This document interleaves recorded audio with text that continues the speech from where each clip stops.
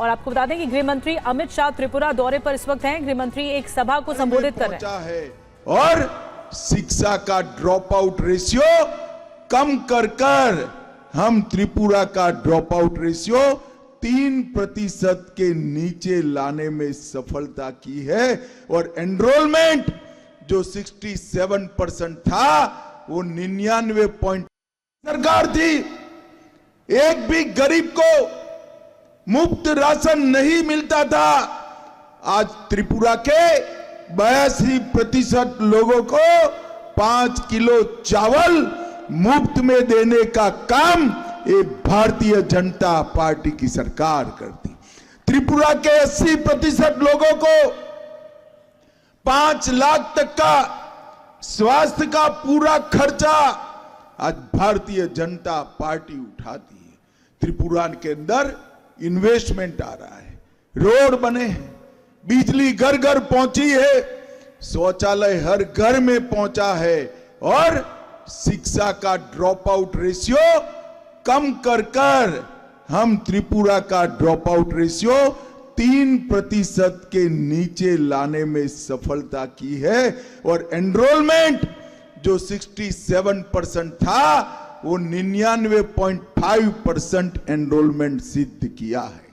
मित्रों, यही दर्शाता है कि जिनको विकास में विश्वास है, जिनको लोकतंत्र में विश्वास है, वो जब शासन में आते हैं तो देश का, राज्य का, शहर का और गांव का विकास कैसे होता है, ये भारतीय जनता पार्टी की सरकार, ऊपर नरेंद्र मोदी जी की सरकार बनी, नीचे पहले विप्लव भाई की सरकार बनी और डॉक्टर माणिक साहब हमारा कारवा आगे बढ़ा रहे हैं। त्रिपुरा शांत हुआ है, हिंसा को समाप्त कर दिया गया है। और अब बात दिल्ली के ऑपरेशन घुसपैठिया की, जहां चुनाव से पहले दिल्ली में घुसपैठियों के खिलाफ एक्शन शुरू हो गया। बाहरी दिल्ली में 175 संदिग्धों की पहचान की गई है। पुलिस ने घर घर जाकर दस्तावेजों की जांच की है। और देखिए, हम आपको बता रहे हैं कि दिल्ली में 175 अवैध बांग्लादेशियों की पहचान की गई है। पुलिस और अफसरों ने मिलकर घर घर जाकर दस्तावेज चेक किए और करीबन 175 ऐसे लोगों को आइडेंटिफाई भी किया है। लगातार घुसपैठियों की जिनके पास प्रॉपर डॉक्यूमेंट नहीं है उनकी पहचान की जा रही है।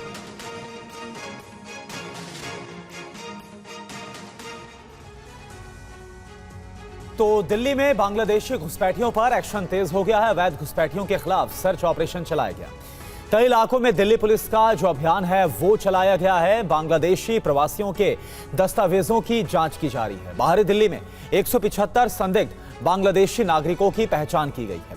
स्थानीय पुलिस टीम के साथ जांच कर रहे अफसर, अवैध घुसपैठियों के खिलाफ कानूनी कार्रवाई की जाएगी, ये जानकारी सामने आ रही है। उपराज्यपाल ने तलाशी अभियान और जांच का निर्देश दिया था और इसके बाद 175 अवैध तौर पर जो बांग्लादेशी रह रहे थे उनकी पहचान की गई। और चुनाव से पहले दिल्ली की सियासत में किस तरह से बांग्लादेशी घुसपैठिए एक बड़ा मुद्दा बन गया है। बीजेपी सांसद मनोज तिवारी और दिल्ली सरकार में मंत्री मुकेश अहलावत का बयान आपको सुनवाते हैं। रोहिंग्याज का वोट बनना चाहिए कि नहीं बनना चाहिए, सीधे बता दें अरविंद केजरीवाल। हम कह रहे नहीं बनना चाहिए। रोहिंग्या और इलीगल घुसपैठिया का यहाँ बैठा कोई व्यक्ति से पूछेंगे तो कोई नहीं कहेगा कि इनका वोट बनना चाहिए। भैया तुम किसके हो? तुम केवल इलीगल बांग्लादेशी घुसपैठियों के हो? अगर केवल उनके हो तो अब जाओ तुम बांग्लादेश में चुनाव लड़ो, अब यहाँ पे बीजेपी आएगी। ऐसे ही वोट काट रहे हैं, नाम ये बांग्लादेशी रोहिंगा इस टाइप का नाम दे रहे हैं। और हम भी कहते हैं कि यदि कोई बांग्लादेशी रोहिंगा कोई है तो हटाओ उसको, लेकिन ये उसके तहत में कई लोगों के वोट काट रहे हैं। जैसे अभी संजय भैया ने बताया था कि राम सिंह नाम के है, तो राम सिंह तो क्या नाम है, इधर ही का हिंदुस्तानी है, उसका भी वोट कट रहा है। हाँ, और भी बहुत से नाम ऐसे बताए, जो सुमन है, कुसुम है, वो सब इंडियन नाम है और उनके नाम कटे जा रहे हैं। तो वो उनके नाम काटे जो आम आदमी पार्टी को पसंद करते हैं, उनके नाम काटे जा रहे हैं। और वहीं दिल्ली के पूर्व सीएम अरविंद केजरीवाल का बीजेपी पर आरोप है। जी हां, दिल्ली में बड़े पैमाने पर वोट कटवाए जा रहे हैं। हमारी टीम घर घर पहुंच रही है। बीजेपी वाले नहीं चाहते आपको हमारी योजनाओं का लाभ मिले। देखिए, लगातार अरविंद केजरीवाल लगातार ये बात कह रहे हैं कि बीजेपी पर आरोप लगाया कि बीजेपी के लोग लगातार वोट कटवा रहे हैं। उनकी टीमें लगातार घर घर जाकर वोटों के बारे में उनको जानकारी दे रही है लोगों को। हमारे 60 साल के ऊपर के जितने बुजुर्ग हैं, उन सभी बुजुर्गों का मुफ्त इलाज, चाहे प्राइवेट हो चाहे सरकारी अस्पताल हो, चाहे अमीर हो चाहे गरीब हो, सबका इलाज दिल्ली सरकार वहन करेगी उसका खर्चा। हम जानते हैं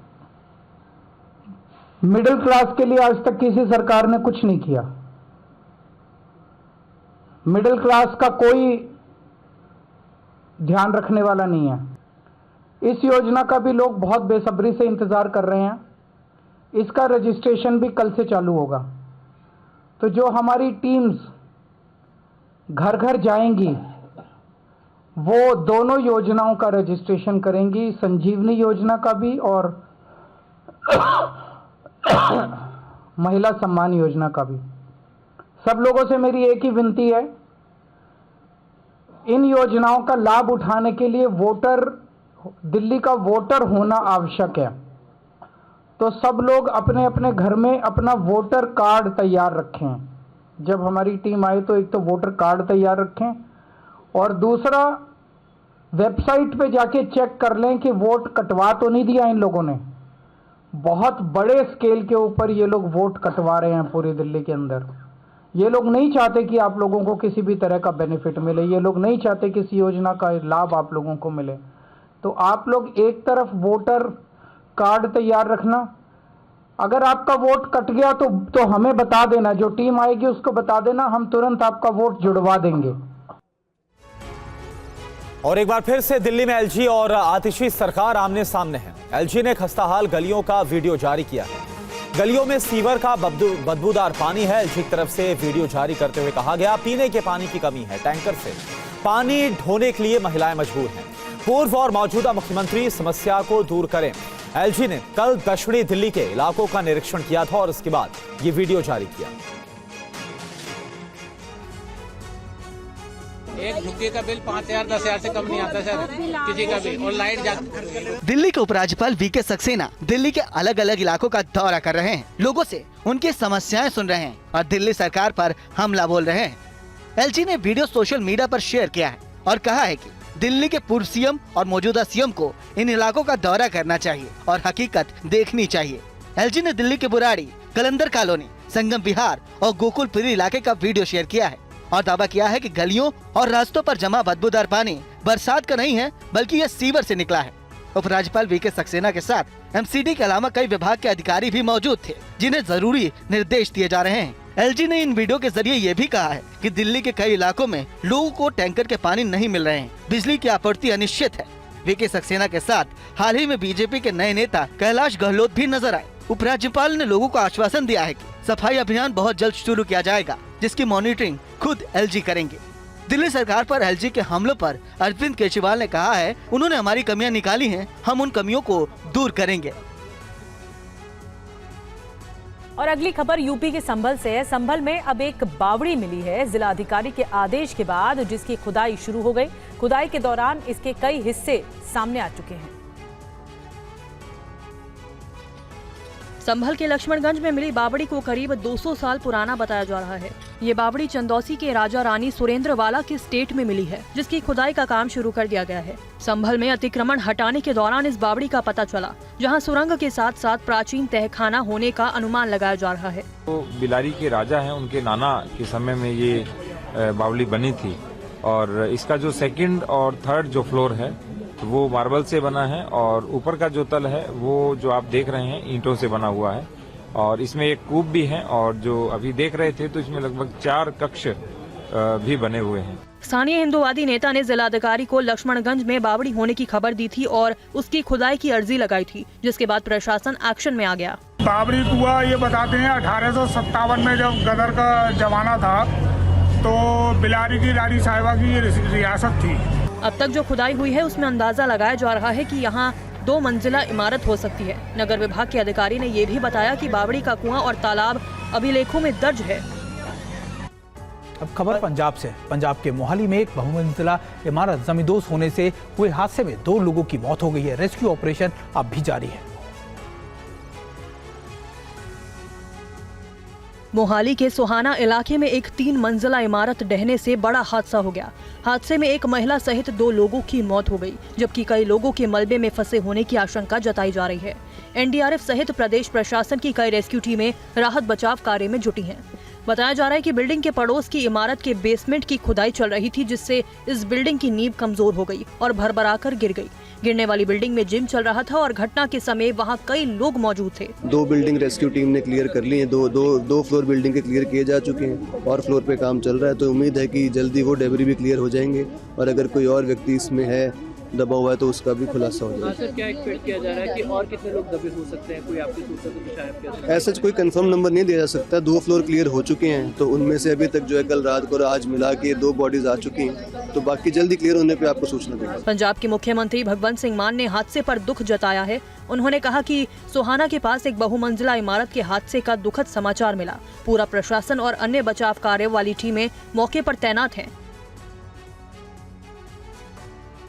और वहीं मोहाली के आरोपियों के खिलाफ गैर इरादतन हत्या का केस दर्ज किया जा चुका है। इस पूरे मामले की जांच शुरू कर दी गई।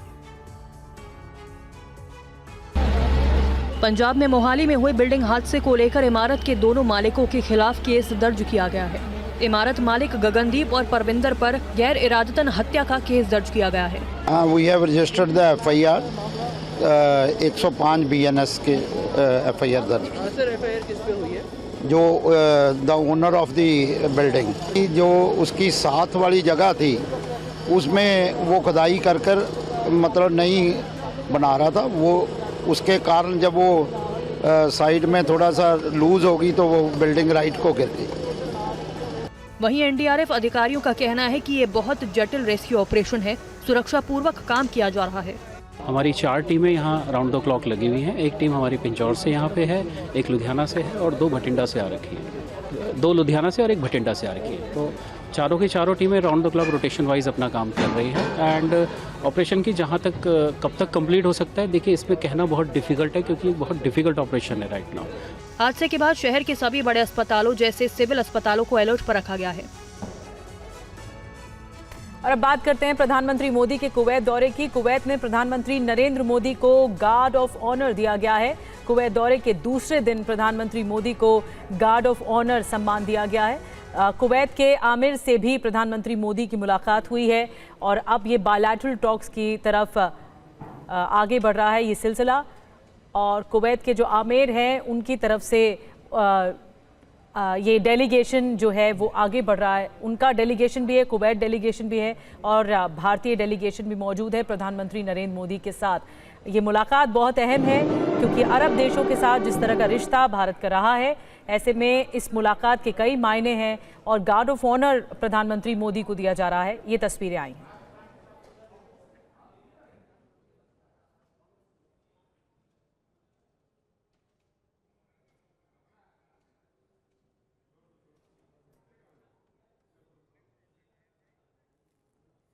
तो प्रधानमंत्री मोदी को कुवैत का सम्मान गार्ड ऑफ ऑनर दिया गया है और एक बड़े स्तर पर उनकी अगुवाई हुई है प्रधानमंत्री नरेंद्र मोदी की। आप देख रहे हैं वहां पर एक बड़ा आयोजन किया गया है प्रधानमंत्री मोदी की शान में और कुवैत के अमीर से मुलाकात कर रहे हैं प्रधानमंत्री मोदी। अब आगे बायलैटरल द्विपक्षीय वार्ता भी होनी है। और अब खबर असम से। असम में बाल विवाह के खिलाफ बड़ी कार्रवाई की गई है। तीसरे चरण में 416 लोगों को गिरफ्तार भी किया गया है और पूरे असम में 416 दूल्हे और काजी गिरफ्तार किए गए हैं। 335 मामले दर्ज किए गए थे और आज कोर्ट में इनकी पेशी कराई गई। सबसे ज्यादा धुबरी में 68 लोग गिरफ्तार किए गए हैं और असम के सीएम हेमंत बिस्वा शर्मा ने सोशल मीडिया एक्स पर यह लिखा है कि सामाजिक बुराई को खत्म करने के लिए साहसिक कदम उठाते रहेंगे।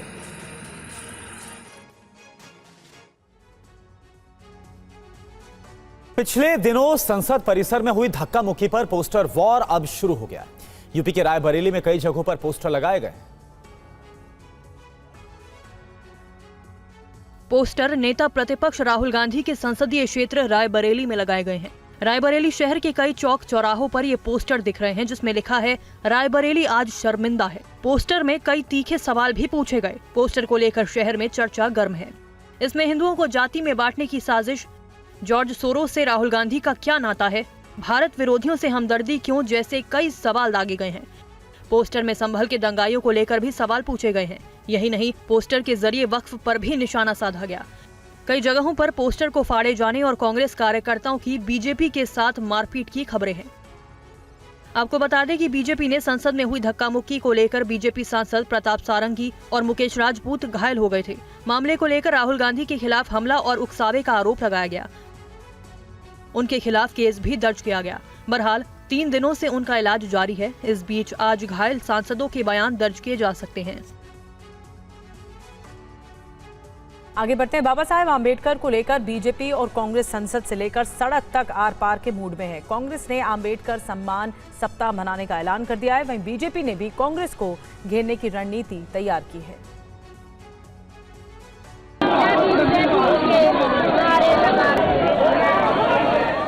संसद में अंबेडकर के मुद्दे पर मचे संग्राम का असर अब सड़कों पर भी दिखेगा। कांग्रेस और बीजेपी इस मुद्दे को जनता के बीच ले जाने की तैयारी कर रही है। कांग्रेस अंबेडकर सम्मान सप्ताह मनाएगी, जिसके जरिए गृह मंत्री अमित शाह को घेरने का मसौदा तैयार किया गया है। खास बात यह है कि इस अभियान से इंडिया गठबंधन के दल भी उत्साहित हैं। पार्टी ने तय किया है कि हर जिले में प्रेस कॉन्फ्रेंस की जाएगी और 24 दिसंबर से अंबेडकर सम्मान मार्च निकाला जाएगा।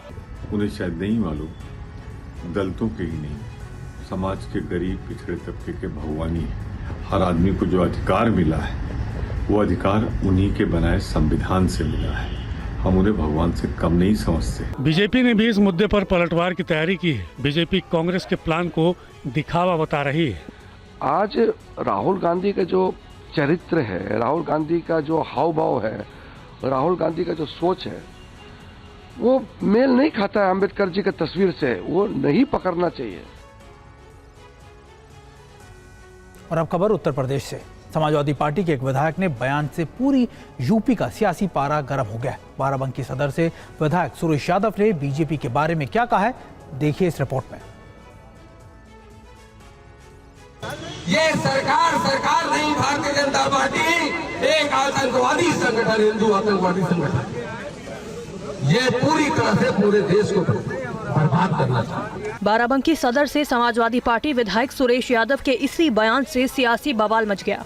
सुरेश यादव अंबेडकर पर अमित शाह के बयान के खिलाफ आयोजित विरोध प्रदर्शन में शामिल होने पहुंचे थे, जहां उन्होंने इस मुद्दे के बहाने बीजेपी पर हमला बोला।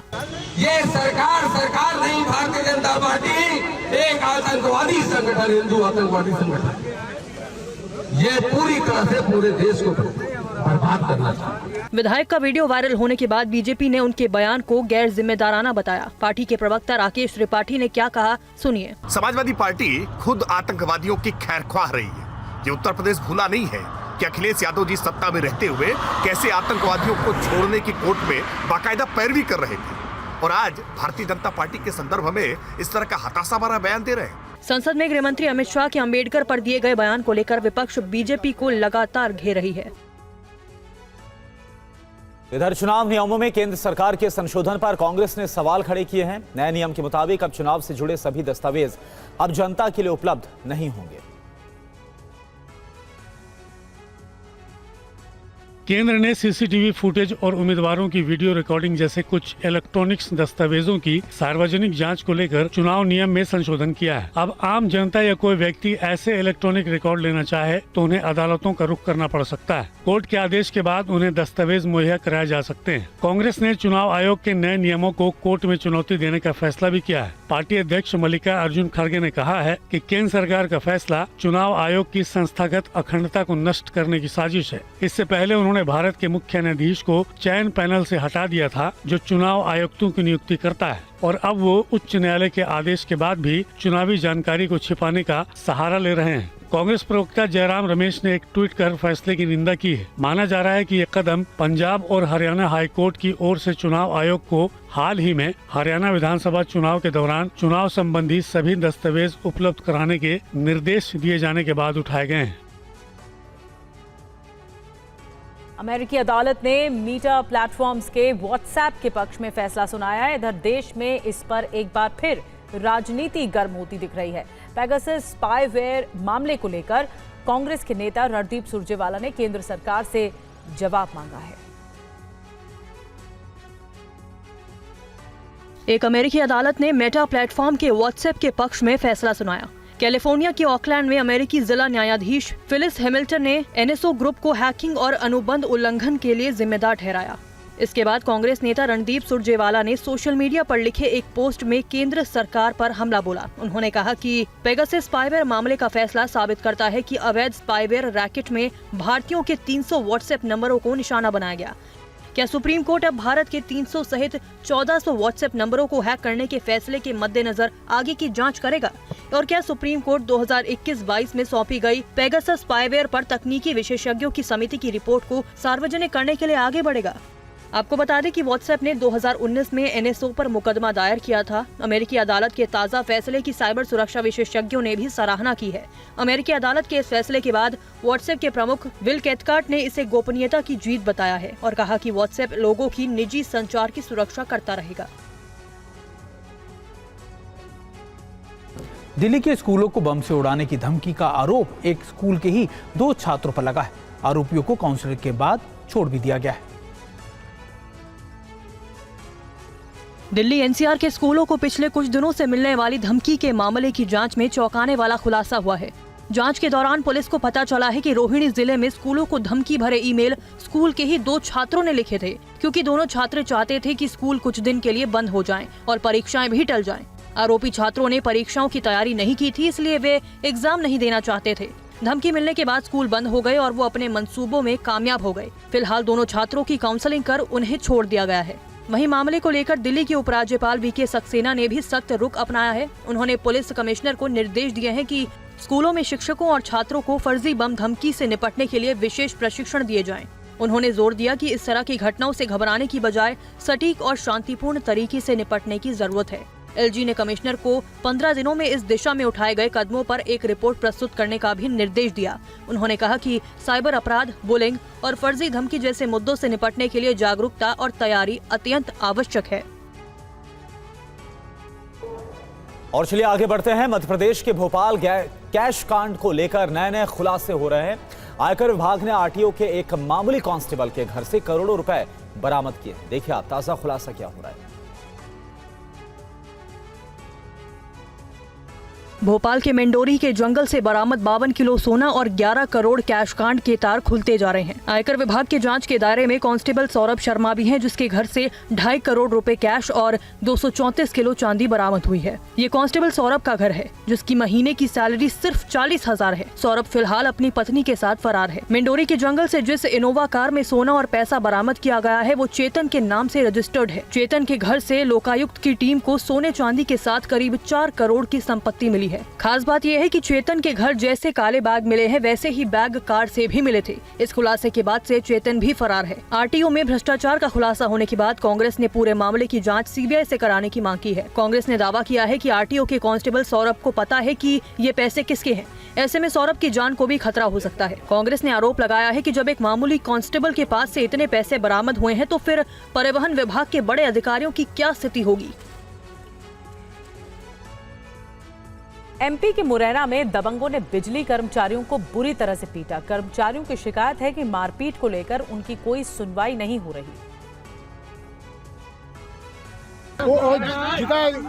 सुनो तो भाई साहब। मारपीट का यह वीडियो एमपी के मुरैना का है। वीडियो में देख सकते हैं कि जमीन पर कुछ लोग गिरे पड़े हैं और उन पर लात घूसों की बरसात हो रही है। बुरी तरह मारा जा रहा है। कुछ लोगों के हाथ में देखिए धारदार हथियार भी हैं। अब आपको दिखाते हैं मारपीट का एक और तस्वीर। देखिए कैसे यह शख्स एक शख्स से भिड़ता है और फिर उससे थप्पड़ जड़ देता है।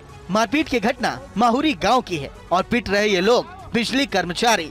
बताया जाता है कि गांव के मानसिंह गुज्जर और रामवीर गुज्जर से कर्मचारी बकाया 3 लाख का बिजली बिल की वसूली करने के लिए आए थे। उनकी गाड़ी भी देख सकते हैं। इस बीच कहासुनी के बाद बिजली कर्मचारियों के साथ खेत में ही दोनों ने मारपीट शुरू कर दी। बताया जाता है कि बिजली कर्मचारियों की मारपीट की घटना के बाद सुनवाई नहीं हो रही है। वो कभी मुरैना के सोहनिया थाना तो कभी भीड़ के एंडोरी थाने का चक्कर लगा रहे हैं, लेकिन उनकी कोई सुनवाई नहीं हो रही। इस बीच मारपीट का ये वीडियो सोशल मीडिया पर वायरल है। और अब खबर यूपी के बहराइच से। पिकनिक पर गए 130 बच्चे कल यूपी के बहराइच के घने जंगलों में फंस गए। वन विभाग की टीम ने उन्हें सुरक्षित बाहर निकाला। प्रशासन और पुलिस की टीम एक्शन में है। एसडीएम साहब भी रात में बच्चों की हिफाजत के लिए पहुंचे। खबर मिली थी कि 130 बच्चों समेत कुल 155 लोग बहराइच के करतनिया घाट जंगल में फंसे हैं। इन बसों में अब देख सकते हैं बच्चे समेत कई लोग सवार हैं। देर होने की वजह से ये जंगल में फंस गए। अधिकारियों की भी सांसें अटक गयी, क्योंकि रात में यहाँ ठहरना क्या, गुजरना भी खतरे से खाली नहीं है। 3 बजे तक ये रुपेडिया में थे। रुपेडिया से ये बच्चों को करतनिया ले आए घुमाने, और इनको इतनी जानकारी नहीं है कि 5:30 बजे अंधेरा हो जाता है। बिल्कुल गैर जिम्मेदारी वाला इन्होंने, जो स्कूल के प्रबंधक है, काम किया और बच्चों को यहाँ लाके छोड़ दिया। बताया जाता है कि बसों में 1 से 8वीं तक के 130 बच्चों को लेकर स्टाफ बहराइच के घने करतनिया घाट के जंगलों से आगे नेपाल के लिए निकले थे, लेकिन शाम होने की वजह से नेपाल में स्कूली बसों को एंट्री नहीं दी गई, जिसकी वजह से वापस लौटे। अंधेरा होने की वजह से जंगल के इलाके बिछिया स्टेशन पर ही उन्हें रोक दिया गया, जहाँ खाने पीने की भी कोई व्यवस्था नहीं थी। प्रशासन ने बच्चों के लिए भोजन का इंतजाम किया और फिर उन्हें आगे रवाना किया। और अब खबर उत्तराखंड से। उत्तराखंड के धारचूला में तवा घाट के पास बंद हाईवे आवाजाही के लिए खुल गया है। उत्तराखंड डिजास्टर मैनेजमेंट अथॉरिटी ने 4 धाम यात्रा रूट पर 55 संवेदनशील जोन की पहचान की है।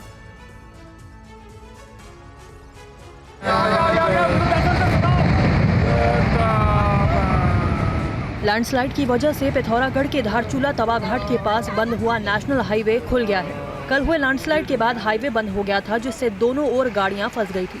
यह हाईवे रणनीतिक दृष्टि से काफी अहम है, क्योंकि ये सीधे नेपाल बॉर्डर से जुड़ा है। हाईवे के जरिए मालवाहक वाहन और यात्री दोनों ही बॉर्डर तक पहुंचते हैं। शाम तक भी मुश्किल है, रोड तक गया पूरा नीचे। इस बीच उत्तराखंड डिजास्टर मैनेजमेंट अथॉरिटी ने 4 धाम यात्रा रूट पर 55 पुराने लैंडस्लाइड सेंसिटिव जोन की पहचान की है। अथॉरिटी के landslide mitigation and management centre ने इस बारे में एक रिपोर्ट तैयार की है। डेटाबेस तैयार करने के लिए एक साइंटिफिक एनालिसिस की जा रही है। संभावित रूप से लैंडस्लाइड के लिए जिन्हें सेंसिटिव जोन माना गया है, उसमें पौड़ी के पागलनाला, लामबगढ़, पीपलकोठी, पाताल गंगा, बिराही, जोशीमठ क्षेत्र, देवप्रयाग, कौड़ियाला, तोता घाटी जैसे संवेदनशील क्षेत्र शामिल हैं। केंद्रीय सड़क परिवहन मंत्री नितिन गडकरी ने पराली से बनी देश की पहली सड़क का उद्घाटन किया है। आपको बता दें कि गडकरी ने कहा है कि नए प्रयोग से पराली से प्रदूषण की जो घटनाएं हैं वो भी कम होंगी और कम बजट में मजबूत सड़कें तैयार होंगी। केंद्रीय सड़क परिवहन और राजमार्ग मंत्री नितिन गडकरी ने NH-44 पर बने भारत के पहले बायो बिटुमेन सड़क का उद्घाटन किया। इस सड़क की खास बात यह है कि ये पराली से बनी है, जो पंजाब और हरियाणा में जलाए जाने के बाद दिल्ली समेत कई राज्यों के लिए प्रदूषण का सबब बनते रहे हैं। नितिन गडकरी ने कहा कि अब इस तकनीक के बाद किसान पराली जलाएंगे नहीं, अब किसान अन्नदाता ही नहीं, बिटुमेन दाता भी बनेगा। राइस स्ट्रॉ है, पराली है, इससे हम CNG बना रहे हैं, बायो CNG। ये ट्रक में, बसेस में जाकर, मैंने अभी इकोनॉमिक्स उसका बताया है, और ये बनाते समय 35% जो निकलता है वो लिग्नेंट निकलता है। लिग्नेंट यानी एक प्रकार का कोयला ही है वो। गडकरी ने ये भी कहा कि देश में बायोमास से CNG बनाने की 400 परियोजनाएं हैं। देश के ग्रामीण युवाओं को भी इन परियोजनाओं का लाभ मिलेगा। तो किसान इससे अन्नदाता, ईंधनदाता, ऊर्जादाता नहीं, बिटुमेन दाता बनेगा। और किसानों को ये बाम्बू हो या राइस स्ट्रॉ, इसको पैक करना, ट्रांसपोर्ट करना, फैक्ट्री में पहुंचाना, तो इसको ये वेस्ट में वैल्यू क्रिएट हुई। और मैदानों के साथ साथ पहाड़ी इलाकों पर भी भीषण सर्दी का दौर जारी हो चुका है। श्रीनगर में कड़ाके की सर्दी के कारण डल झील के बड़े हिस्से में बर्फ जम गई है।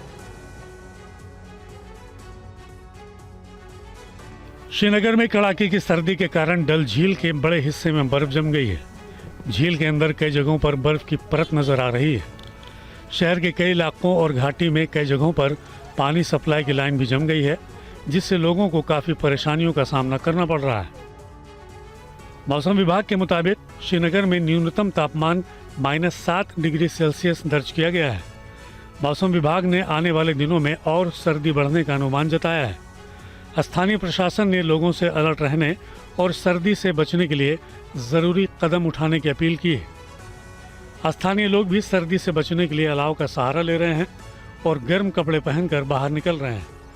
डल झील के आसपास के इलाके में ठंडी हवाएं चल रही हैं, जिससे लोगों की परेशानी बढ़ी हुई है। कश्मीर में सबसे कठोर 40 दिनों तक ठंड का दौर चिल्लई कलां शुरू हो चुका है। 26 दिसंबर तक मौसम शुष्क रहने का अनुमान भी जताया गया है। और देखिए अहम खबर, केंद्रीय गृह मंत्री अमित शाह त्रिपुरा के दौरे पर है। उन्होंने त्रिपुरा के धलाई में ब्रू रियांग समुदाय के लिए पुनर्वास योजना का जायजा लिया। ये तस्वीर आपको हम दिखा रहे हैं और कई परियोजनाओं का शिलान्यास भी किया है गृह मंत्री ने। इस मौके पर उन्होंने कहा कि समझौते से संतुष्टि मिली है। उन्होंने कांग्रेस को भी घेरा है और कहा कि ब्रू रियांग की समस्या पर कांग्रेस चुप रही। कांग्रेस राज में योजनाएं पूरी नहीं हुई है। तो त्रिपुरा के ब्रू समुदाय की पुनर्वास कॉलोनी से संवाददाता आमोद राय की रिपोर्ट को भी आपको दिखाते हैं। और वो गृह मंत्री से कुछ कहना चाहती हैं, उनका भाषा चूंकि वो खुद नहीं समझ सकते तो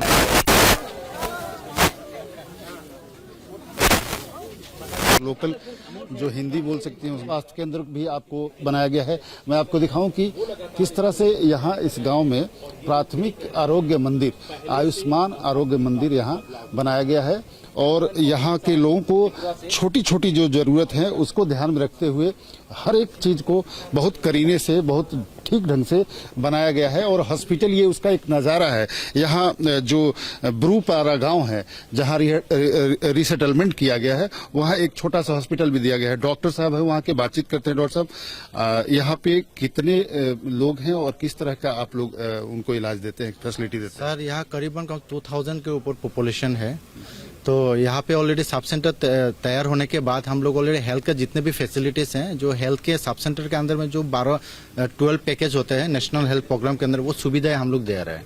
हर महीने एक बार हम यहाँ पे इम्यूनाइजेशन भी करते हैं। अगर कोई बुजुर्ग है, पैलिएटिव केयर सर्विस चाहिए, हम डोर टू डोर सर्विस भी दे रहे हैं सर। और ये सब सेंटर आयुष्मान आरोग्य मंदिर ये आम होने के बाद ब्रूहापारा में यहाँ का लोगों को बहुत ये सब सुविधाएं मिलेंगे। आप भी यहाँ डॉक्टर हैं, CHO है, CHO हैं आप। तो यहाँ पे ज्यादा किस तरह के लोग, किस तरह के मरीज? NCD नॉन कम्युनिकेबल डिजीज, उसके मरीज ज्यादा? हाँ। और आप लोग प्रॉपर रेगुलर बैठते हैं? हाँ।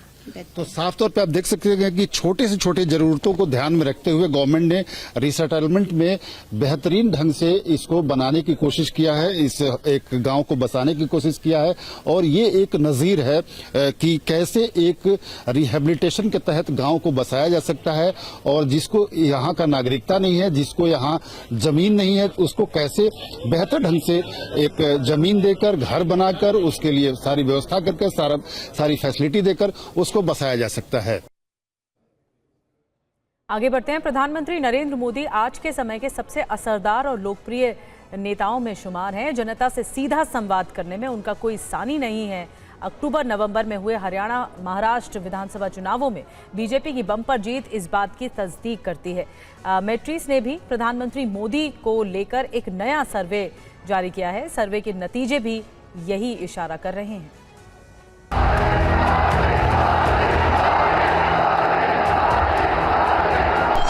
झूठ, छल, फरेब बुरी तरह हारा है।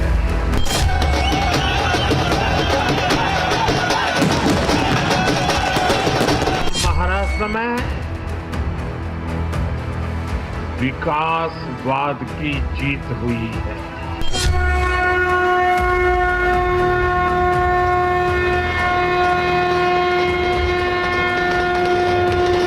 हरियाणा में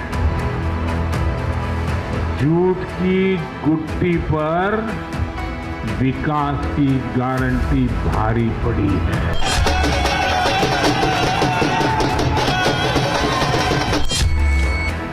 हरियाणा और महाराष्ट्र विधानसभा चुनाव के नतीजों ने राजनीतिक पंडितों की भविष्यवाणियों को बेमानी बना दिया।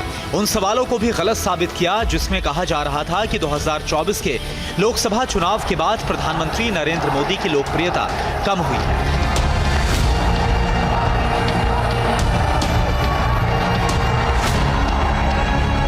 हरियाणा और महाराष्ट्र विधानसभा चुनाव के नतीजों ने साफ कर दिया कि जनता के बीच मोदी मैजिक कायम है। तमाम कोशिशों के बावजूद इंडिया गठबंधन बीजेपी के विजय रथ को रोकने में पूरी तरह से नाकाम है। ये सब हम यूं ही नहीं कह रहे हैं, बल्कि इन बातों का आधार है मैट्रिज का ताजा सर्वे। हरियाणा महाराष्ट्र में बीजेपी की बम्पर जीत पर मैट्रिज ने सर्वे किया। ये सर्वे 25 नवंबर 2024 से 14 दिसंबर 2024 के बीच महाराष्ट्र और हरियाणा में किया गया। महाराष्ट्र में 76,830 और हरियाणा में 53,647 सैंपल लिए गए। मैट्रिज के सर्वे में सबसे अहम बात निकलकर सामने आई कि पीएम मोदी की लोकप्रियता अव्वल है, जिसके कारण दोनों राज्यों में बीजेपी की जीत सुनिश्चित हुई। सर्वे में कहा गया कि लोकसभा चुनाव में 240 सीटें जीतने के बावजूद दोनों राज्यों के मतदाताओं के बीच पीएम मोदी की लोकप्रियता बनी रही।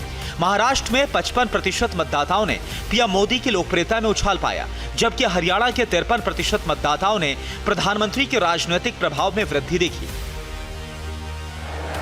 सर्वे में दूसरी अहम बात यह निकलकर सामने आई कि संविधान वाले बयान से कांग्रेस को फायदा नहीं हुआ।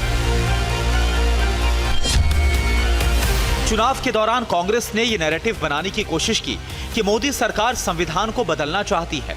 लोकसभा चुनावों के शुरुआती दौर में इस मुद्दे का कुछ असर भी हुआ, लेकिन महाराष्ट्र हरियाणा विधानसभा चुनाव में यह मुद्दा असर पैदा करने में नाकाम रहा। मैट्रिज सर्वे में कांग्रेस नेतृत्व के बारे में मतदाताओं की राय ली गई। निष्कर्ष सामने आया कि मतदाताओं ने कांग्रेस नेतृत्व पर संदेह व्यक्त किया। इसके उलट पीएम मोदी ने नेतृत्व को मजबूत, निर्णायक और प्रभावशाली बताया। इसके अलावा मैट्रिज सर्वे में लोगों ने लोकसभा और विधानसभा चुनावों के बीच मतदाताओं के मूड में बदलाव का जिक्र भी किया। सर्वे में बताया गया कि जिन वोटर्स ने लोकसभा चुनाव के दौरान बीजेपी को वोट नहीं दिया, उन्होंने विधानसभा चुनाव में अपना फैसला बदल लिया। इस बदलाव के पीछे भी पीएम मोदी की लोकप्रियता और केंद्र में उनके नेतृत्व में लोगों का भरोसा था।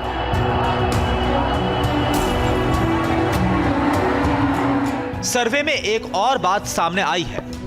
विधानसभा चुनावों के दौरान बीजेपी के एक है तो सेफ है वाले नारे ने जनता को काफी प्रभावित किया। दूसरी तरफ कांग्रेस को आंतरिक संघर्ष और पार्टी नेताओं के बयानों ने नुकसान पहुंचाया। स्थानीय नेतृत्व और संगठनात्मक कारक मैट्रिज के सर्वे में इस मुद्दे पर भी लोगों ने अपनी राय दी। बीजेपी ने चुनावों से ठीक पहले मनोहर लाल खट्टर को हटाकर नए चेहरे को मौका दिया और जनता के बीच इस कदम से सकारात्मक संदेश गया। नेतृत्व में बदलाव ने बीजेपी के लिए एक बार फिर से लोगों का भरोसा हासिल करने में मदद की। 44% मतदाताओं ने माना कि नेतृत्व परिवर्तन का महत्वपूर्ण और सकारात्मक प्रभाव पड़ा। आखिर में सरकारी योजनाओं और लोकल सपोर्ट के मुद्दे पर सर्वे में राय ली गई, जिसमें यह बात निकलकर सामने आई कि केंद्र और राज्य सरकार की कल्याणकारी योजनाओं ने दोनों राज्यों के मतदाताओं का समर्थन प्राप्त करने में अहम भूमिका निभाई। इसके अलावा स्थानीय मुद्दों पर पार्टी का विशेष ध्यान रहा, जिसका लाभ पार्टी को चुनाव में मिला। Bureau report, TV9 Bharatvarsh.